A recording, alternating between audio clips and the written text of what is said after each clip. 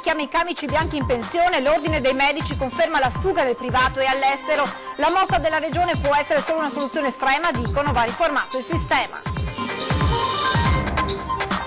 Mentre a Roma continua lo stallo, la voglia di autonomia resta fortissima nei Veneti. Secondo un sondaggio Demos per il Gazzettino, la chiede il 78% dei cittadini. Salgono a 6 casi di tubercolosi nella scuola elementare di Motta di Livenza, altre 2 situazioni in fase di accertamento. L'ULSS informa della situazione dell'Istituto Superiore della Sanità, genitori preoccupati. L'Adria, la Fondazione Banca degli Occhi di Mestre, sparite attrezzature e macchinari, danni per centinaia di migliaia di euro e visite rinviate per i pazienti, indignazione generale per la razzia. Scritta shock sul muro di Parco Querini, disposto dal questore Bruno Failla il rinforzo delle misure di sicurezza in città e provincia. La parola d'ordine è non sottovalutare, in arrivo le pattuglie antiterrorismo. A 2 giorni dal contestato meeting, flash mob di antagonisti e attivisti contro il congresso mondiale delle famiglie a Verona, tutte bianche, spray e cartelli davanti a Palazzo della Gran Guardia. Nuovo rinvio per l'applicazione della tassa di sbarco a Venezia a causa di un problema sui tempi di organizzazione delle ferrovie dello Stato. L'entrata in vigore slitta da luglio a settembre, l'annuncio del sindaco Brugnaro. Buonasera e ben ritrovati con l'edizione del Veneto dei telegiornali di Antenna 3. Dunque in primo piano anche stasera la decisione della Regione di richiamare i medici in pensione per far fronte alla carenza di camici bianchi. Ebbene, l'ordine dei medici dice ben venga, come però estrema ratio.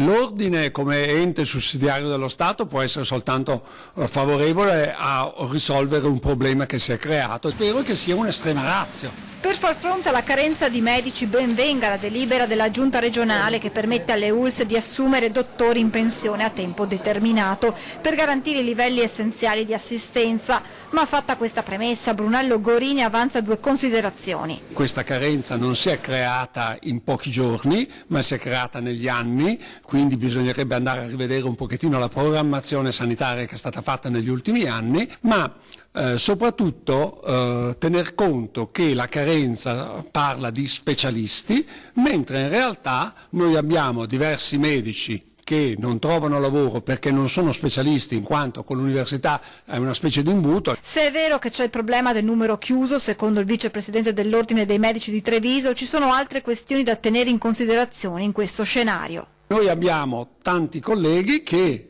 preferiscono, soprattutto di alcune specialità, che sono molto a rischio dal punto di vista anche medico-legale, che preferiscono agire in un comparto più tranquillo di libera professione, quindi ambulatoriale, che non in un reparto a rischio dove può succedere qualcosa e una denuncia ti rovina la vita. C'è poi la questione non meno importante della fuga all'estero dei camici bianchi italiani. Il sistema pubblico non attira più alcune persone, questo lo testimonia la fuga dei medici che ci sono all'estero. Abbiamo reclutatori che arrivano dalla Svizzera, dalla Svezia, dagli Stati Uniti, cioè da altri paesi che vengono a prendere i medici, perché il medico italiano è famoso per avere un'ottima preparazione di base. L'Ordine dei Medici rispolverà così un progetto di qualche anno fa. Del cosiddetto ospedale di insegnamento, dove un collega, come era tanti anni fa, un collega pur non essendo specialista può entrare a lavorare e apprendere e fare la specialità in corso di lavoro.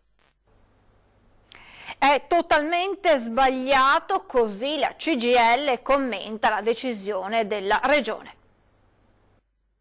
È una scelta sbagliata perché mettere lavoratori che oggi in pensione di 70 anni a fare turni di notte o turni di 12 ore non rischia semplicemente di abbassare la qualità della sanità e la qualità dell'assistenza. Servono altre scelte e non certo richiamare chi è andato in pensione che giustamente si gode del meritato riposo. La CGIL non condivide affatto la decisione della Regione di far rientrare in servizio i medici in pensione per fronteggiare la carenza di personale. Il sindacato comprende l'emergenza ma non condivide le modalità messe in campo e lancia un messaggio al presidente Zaia. Sicuramente c'è un problema di medici, ma dovremmo fare alcune scelte chiare e coerenti. La prima è investire nelle borse di specialità, quindi aprire l'accesso all'università, investire su chi si sta specializzando, aumentare le borse di modo che non ci sia un blocco all'ingresso e questi specializzandi possano già operare negli ospedali. Ma l'altra cosa molto più importante sarebbe dare il segno che si investe sui medici e si rinnova il contratto dei medici firmano a 10 anni. Non dobbiamo sorprenderci se i medici scelgono il privato dove magari ci sono meno rischi e si guadagna di più. Dobbiamo dare a questi professionisti il chiaro messaggio che la sanità pubblica crede in loro e che sono dei professionisti che verranno valorizzati e tutelati. Ecco, queste però sono anche le cose che dice il governatore Zaia. Sì, con la differenza che questo governatore fa parte di una maggioranza politica che da un anno governa questo paese e che poteva fare delle scelte sino ad oggi che non sono state fatte, e ci aspetteremmo che il governatore facesse le dovute pressioni come Presidente della Regione per intervenire e per ridefinire subito la fabbisogno e la programmazione sanitaria. Anche l'ultimo accordo che sblocca le assunzioni nella sanità non premia in alcun modo quelle regioni virtuose come il Veneto che in questi anni hanno fatto sacrifici facendo pagare quei sacrifici proprio ai lavoratori. È strettamente legato al tema della sanità, quello dell'autonomia, mentre si attendono nuovi passi del percorso accidentato a Roma. I dati dell'osservatorio sul nord-est, curato da Demos per il Gazzettino, confermano come la stragrande maggioranza dei veneti chieda che la loro regione goda di maggiore autonomia. Il sì raggiunge il 78%, mentre il no si ferma al 16%. Il sostegno alle richieste di Zaia ha il consenso del 95% degli elettori della Lega, ma la stessa scelta arriva al 78% anche tra gli elettori del Movimento 5 Stelle. 81% invece il dato degli elettori di Forza Italia, cifre minori ma comunque consistenti tra i sostenitori del PD o chi voterebbe per i partiti minori. E nemmeno lo spauracchio dell'unità d'Italia in pericolo, agitato nelle ultime settimane dagli amministratori del Sud, contrari all'autonomia, sembra toccare i veneti. Il 65% di loro ritiene infatti che l'unità nazionale non sia in pericolo. Parliamo adesso della questione tubercolosi. Un'altra bambina, dopo i 3 alunni e le 2 maestre di una scuola elementare di Motta di Livenza, è risultata affetta da TBC. L'ULSS ha informato della situazione l'Istituto Superiore di Sanità.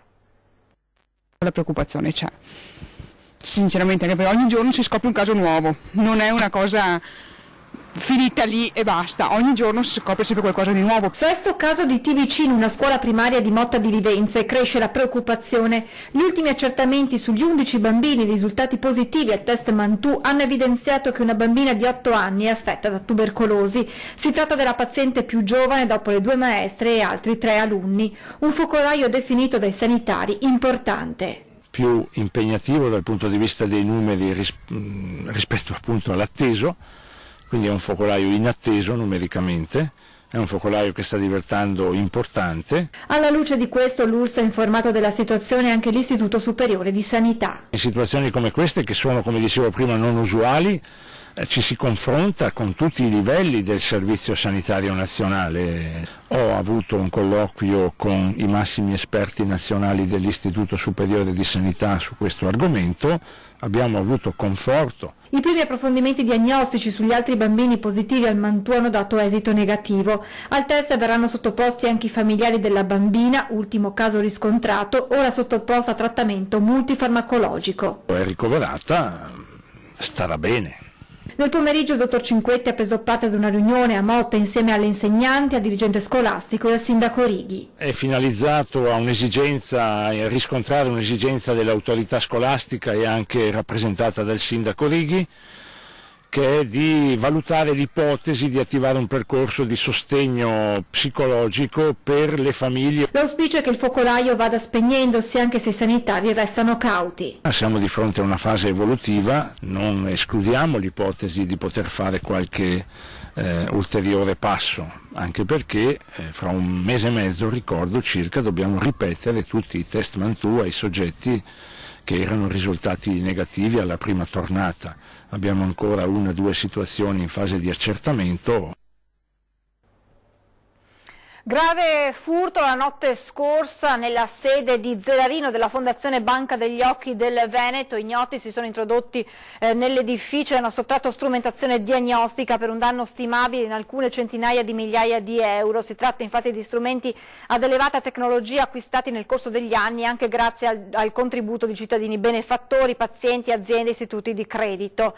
Un danno notevole, conferma la direzione, che va a toccare un patrimonio della città. I pazienti che avrebbero dovuto recarsi in questi giorni nei locali della Fondazione per sottoporsi alle visite mediche sono stati tutti immediatamente avvertiti e i loro appuntamenti rimandati a data da destinarsi.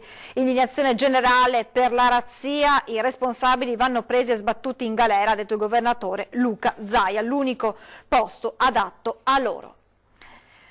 Valvole Killer, la Regione delibera interventi di sostegno e istituisce la commissione tecnica. Dopo quasi 20 anni arriva un aiuto alle famiglie. Abbiamo raccolto la testimonianza della vedova di una vittima. Hanno mantenuto, perché in effetti hanno stanziato per quest'anno i 500.000 e poi per l'anno prossimo altri 300. Hanno mantenuto e siamo contenti. A parlare Margherita Sambin, vedova di Antonio Benvenu, morto nel 2002 a causa delle famigerate valvole Killer. La Regione Veneto nelle scorse ore ha dato il via libera ad una serie di interventi a sostegno delle famiglie e dei pazienti che sono stati danneggiati dalle valvole cardiache difettose prodotte dalla Tree Technologies e che, suo malgrado, ha visto coinvolta anche l'azienda ospedaliera di Padova. La promessa è stata mantenuta entro marzo, ha detto l'assessore regionale Manuela Lanzarin. Pur essendo riconosciuto infatti che i danni cagionati non sono assolutamente imputabili né all'azienda ospedaliera né al servizio sanitario regionale, ma ad altri soggetti non più perseguibili, la Regione ha ritenuto doveroso avviare una serie di procedure per garantire ai cittadini interessati che si tratta comunque di danni sofferti ingiustamente. La vedova Benvenu vuole solo capire in che forma sarà questo sostegno. Noi siamo qui a aspettare per capire come verranno distribuiti questi soldi, come, in che maniera. Ci avevano detto anche che daranno priorità alle morti, però i rioperati sono tanti. Margherita Sambini e la figlia Caterina Benvenu, dopo aver ottenuto un risarcimento, si sono viste recapitare un paio d'anni fa alcune cartelle esattoriali per la restituzione del risarcimento. 100.000 euro Margherita, 93.000 euro Caterina e 45.000 euro il loro avvocato, soldi che sono stati utilizzati per andare avanti con il processo. L'unica cosa certa è che le cartelle esattoriali sono congelate.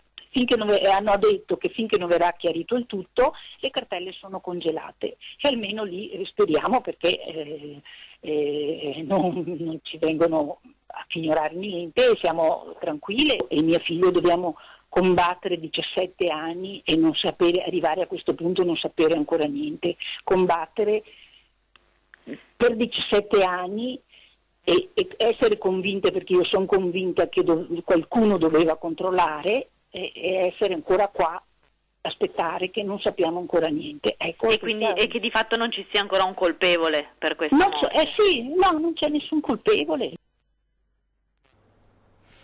Torniamo a parlare della scritta shock apparsa sul muro di Parco Querini a Vicenza, disposto dal questore Bruno Failla, il rinforzo delle misure di sicurezza in città e in provincia. La parola d'ordine: non sottovalutare, in arrivo le pattuglie antiterrorismo. Parlando di fenomeni terroristici è sempre meglio perdere tempo e non sottovalutare mai niente. La parola d'ordine del questore di Vicenza Bruno Failla è non sottovalutare. Quella scritta shock, dopodomani farò un attentato, comparsa sul muro di Parco Querini, ha fatto rizzare le antenne, ha fatto scattare in tutto il territorio immediatamente quelle misure di sicurezza predisposte in caso di possibili attentati. È stato attuato un dispositivo già da questa mattina che coinvolge tutte le forze dell'ordine, la Polizia di Stato, l'Arma dei Carabinieri, la Guardia di Finanza e la Polizia Locale. Un dispositivo che è un dispositivo di controllo specialistico che tenderà appunto semplicemente a essere pronti nel controllare il territorio. Allertato il commissariato di Bassano come le compagnie dei carabinieri sul territorio. Il messaggio minaccia, farò un attentato, non specifica dove, un luogo, un comune, dove eventualmente potrebbe verificarsi l'evento. A Vicenza è stato rinforzato il servizio di controllo, in stazione il luogo sensibile per antonomasia è comparsa la pattuglia antiterrorismo, un giro di perlustrazione, caschetto mitragliatore alla mano, mentre gli agenti della Polfer sono il baluardo all'interno della stazione. Una presenza discreta discreta tra i passeggeri in arrivo, ma con l'occhio attento ad ogni movimento. I carabinieri hanno fatto vedere la propria presenza in centro, come allertati sono anche gli uomini della Guardia di Finanza e della Polizia Locale. La macchina sicurezza è stata approntata, intanto la Digos è al lavoro, si analizza la scritta ora cancellata dal comune, quel simbolo, la croce con quella mezzaluna sopra, si studiano le immagini della videosorveglianza. Importante capire quando effettivamente è comparsa la scritta, se come avrebbe detto il custode del parco la sera prima non c'era, oppure è stata annotata solo nella mattinata dal runner, ma in realtà c'era già. Capire quel dopodomani a quando si riferisce è fondamentale. Se fosse giovedì bisogna tener conto della presenza del mercato in piazza Vicenza, con le sue bancarelle e la gente che vi si riversa, un obiettivo troppo appetibile. Il paese trevigiano di Concio è sotto shock per la terribile morte di Enrico Gerotto, 69 anni. Il pensionato, mentre stava potando un albero nel giardino di casa, è scivolato dalla scala rimanendo infilzato con il volto in un paletto di metallo. Il sindaco di Casale sul Sile, Giuliato, dice: sono sconvolto. Era una conoscenza comune che veramente mi ha sconvolto.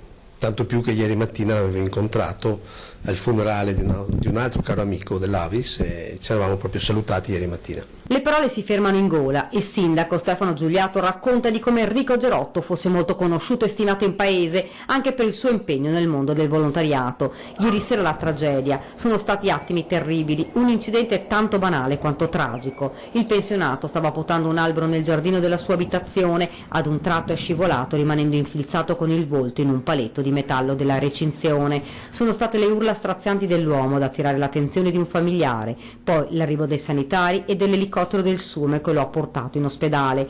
Le condizioni però erano gravissime e poche ore dopo il suo cuore ha smesso di battere. La notizia ha raggiunto subito i vicini di casa e i cittadini di Concio. In paese c'è incredulità e dolore. Quello che veramente mi ha fatto pensare, che mi ha proprio scombussolato emotivamente, è che già il figlio Ivan aveva avuto un brutto sinistro stradale e ne sta pagando veramente le conseguenze in quanto è tetraplegico. Quindi veramente era una famiglia che è già stata provata nel dolore e non ci voleva anche questa. Enrico Gerotto, ex ferroviere in pensione, era medaglia d'oro Avis e persona molto impegnata nel volontariato. Molto impegnata nel territorio di Concio e aveva trasmesso questa grande passione anche ai loro figli, tra cui Flavio, che è veramente nella parrocchia di Concio è un factotum. I funerali potrebbero svolgersi sabato, anche se manca l'ufficialità. Ha fermato dei ladri e poco dopo è stato picchiato fino all'arrivo della polizia. È successo ieri pomeriggio a Mestre tra via Puerio e piazza Barche. Un 18enne mestrino ha sorpreso 3 giovani ladri già noti alle forze dell'ordine mentre tentavano di rubare un monopattino in via Puerio a Mestre. Casualmente stava passando una nostra pattuglia della polizia locale, vista l'animosità di quello che si stava verificando, è intervenuta e così si è proceduto a arrestare 2 di quei soggetti. A finire in manette infatti sono stati un 18enne e un 17enne per tentato furto pluriaggravato. Il terzo di 14 anni è stato invece denunciato, ma non finisce qui. Poco dopo l'intervento degli agenti della polizia locale, il ragazzo è stato accerchiato da un gruppetto che l'ha picchiato nei pressi di piazza Barche. È stato preso a pugni fino all'arrivo delle volanti della polizia che hanno riportato la situazione alla normalità per poi accompagnarlo al pronto soccorso non in gravi condizioni. Sembra che ladri e aggressori si conoscessero e che alcuni facciano parte delle scorribande che negli ultimi mesi si sono rese protagoniste di violenti episodi. Abbiamo motivo di ritenere che le 2 cose siano collegate, quindi parliamo di un episodio che purtroppo è sempre spiacevole, però sul quale ci stiamo lavorando noi, ci sta lavorando la Polizia di Stato perché è intervenuta sul pestaggio, per intenderci, e quindi certamente siamo sulla buona strada e ora a breve avremo il risultato di queste attività. È il momento di fermarci per qualche istante di pubblicità, tra poco.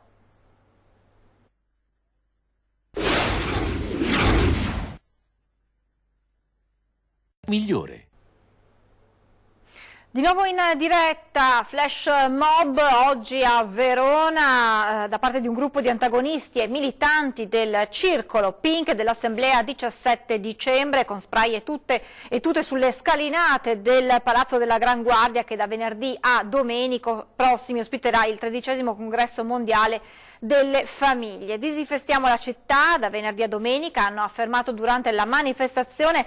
Verona sarà infestata da pericolosi germi infettivi, noi ci rifiutiamo di respirare quest'aria. Verona, hanno continuato, è malata da molti anni, infiltrata dal radicalismo di destra e dall'oscurantismo. Questo governo, con il supporto delle associazioni pro-vita e dei gruppi di estrema destra, sta sistematicamente colpendo gli organi della democrazia del nostro paese. I diritti civili sono solo il primo obiettivo. Donne, gay, lesbiche, trans, migranti, chi non si adegua alla morale del tradizionalismo cristiano, è quanto affermato dai manifestanti. Sul posto sono intervenuti polizia e carabinieri che hanno identificato i presenti.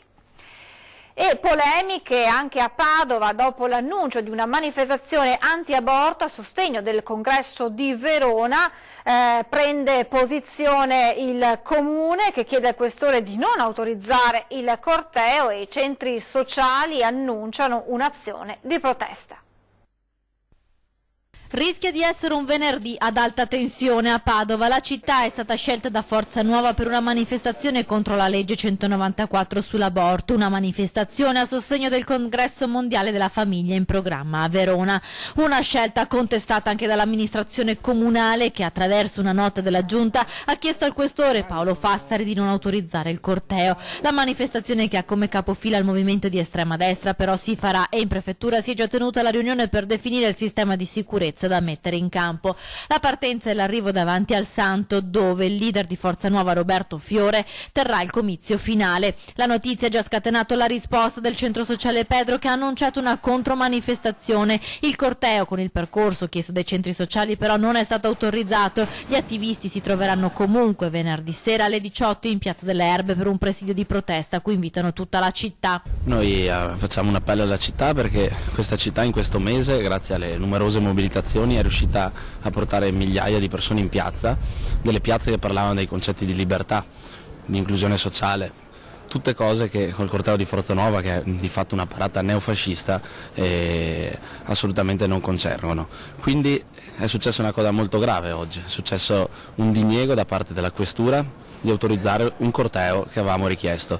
Per noi questo diniego ovviamente è carta straccia, perché per noi l'agibilità democratica di questa città non può essere messa in discussione. I frati del Santo, tirati in ballo dalla scelta della location da parte di Forza Nuova, specificano che nessuno entrerà sul sagrato. Al corteo di estrema destra parteciperà anche il gruppo Pescatori di Pace. Una fiaccolata dolcissima insieme a mamme, figli e papà, attenzione, insieme al movimento Forza Nuova e altri movimenti. Forza Nuova tra l'altro è un movimento politico riconosciuto dallo Stato che partecipa alle campagne elettorali, quindi non riesco a capire questa furia di un sindaco, tra l'altro imprenditore, quindi dovrebbe conoscere bene le cose, chiamiamole così, scagliare contro una manifestazione pacifica cristiana di fronte al Santo gruppi ribelli anticostituzionali e veramente pericolosi come centri sociali. Dunque per la città si preannuncia un venerdì di tensioni, già vissute il 9 marzo con la sfilata dei gruppi No 194 e il controcorteo delle femministe, o andando indietro di qualche anno si possono ricordare gli scontri del luglio 2017, quando Forza Nuova organizzò una mobilitazione contro l'immigrazione e i centri sociali si scontrarono in piazza con le forze dell'ordine. Nuovo rinvio per l'applicazione della tassa di sbarco a Venezia a causa di un problema sui tempi di organizzazione delle ferrovie dello Stato. L'entrata in vigore slitta da luglio a settembre.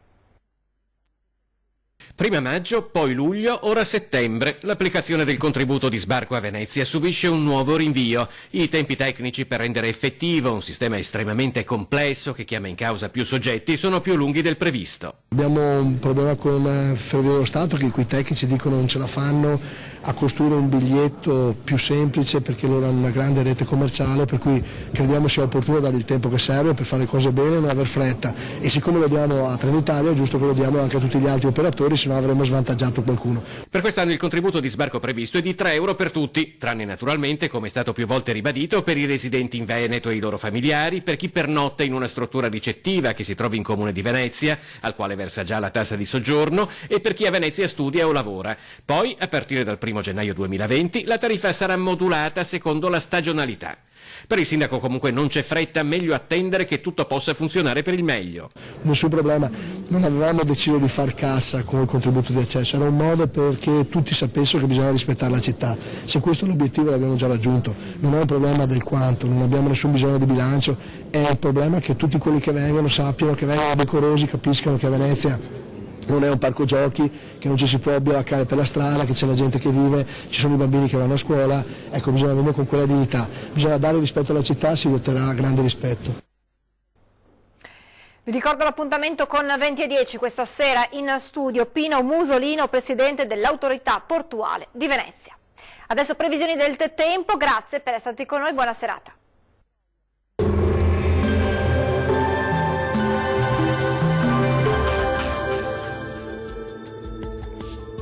Ben ritrovati al meteo. L'anticiclone non molla la presa e sarà ancora bel tempo e clima molto mite sulle nostre regioni, ma vediamo il dettaglio di giovedì 28 marzo.